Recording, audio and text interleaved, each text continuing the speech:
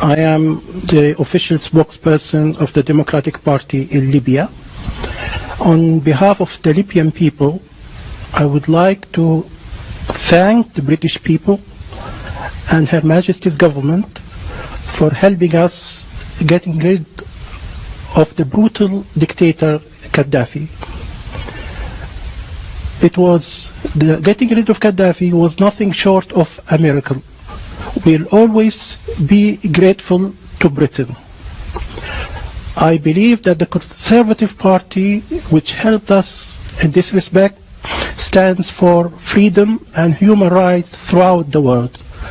Unlike Labour Party, which supports dictatorships in North Africa, in the Middle East, and in Central Asia. For example, Mr. Tony Blair and Mr. Peter Mandelson used to be on the payroll of Gaddafi.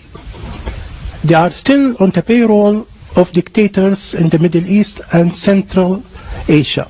We need to make a very clear distinction between the Conservatives and the Labour Party. We believe that the Conservative Party will go on to help the Arab Spring and support the revolutions throughout the Middle East. Thank you. I was waiting for you pulling off a mask and revealing yourself as a comedian. I really cannot believe that you just said the words that you said. The idea that the Conservative Party supports the Arab Spring against dictatorships is so wrong, I don't know whether to laugh or cry. And you obviously haven't been in Libya for a long time. You can't have been. Otherwise you would not dream of coming on international television and discussing Libya as if it were some kind of success. Gaddafi was everything you said he was. And it takes real genius to make Libya worse than it was under Gaddafi. And that's what's been achieved by your friends in the Conservative Party and NATO and their allies, no doubt, in exile in London and elsewhere. Libya no longer exists. Libya is 5 Libyas, 10 Libyas, 20 Libyas, 100 Libyas, all massacring each other. The country is sailing in blood. Hundreds of thousands of refugees are jumping on boats to try and escape and drowning in the Mediterranean. Your country was bombed day and night by NATO. And now Sirte, which was bombed by the Americans when Gaddafi was in, is a self-declared part of the ISIS caliphate. Some success story.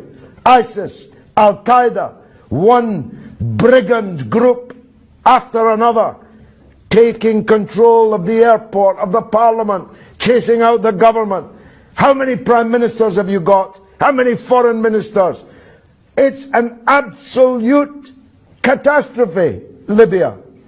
And you come here in your nice suit, safe here in London, and hail it all as some kind of triumph, and you have the gall to salute the Conservative Party. Well, if the Conservative Party do to Britain what they did to Libya, then God help us.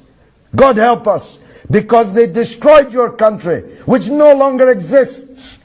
And you, presumably on some kind of payroll, come here and take your hat off to it. Be gone. Who's next? May I respond to that? Yes, you can.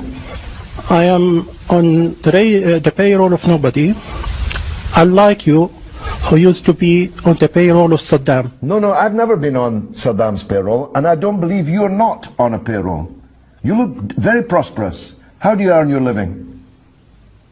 How do you earn your living? Certainly not from Saddam or Gaddafi. No, I never met Gaddafi, and I was never on a payroll of Saddam. And by the way, those who claimed that I was had to pay me millions of pounds in damages. So be very careful what you say. Do sue me then. You are on a payroll. How are you earning your living? Who's paying you? The British Social Security. Well, you're doing very well on British Social Security. That's truly remarkable. In fact, I think I'll call the police, because you must be a benefits cheat, because you can't possibly have the lifestyle you live on British Social Security. What But leave that lifestyle? aside. What lifestyle is that? Leave that aside. I don't know if you've just checked out for the afternoon from some kind of psychiatric unit, but if you are coming here on international television to claim that what's happened in Libya is a success, then you must be insane. If you're not on a payroll, you can only be saying this because you are unwell. Your country has ceased to exist, and you want to thank David Cameron for it?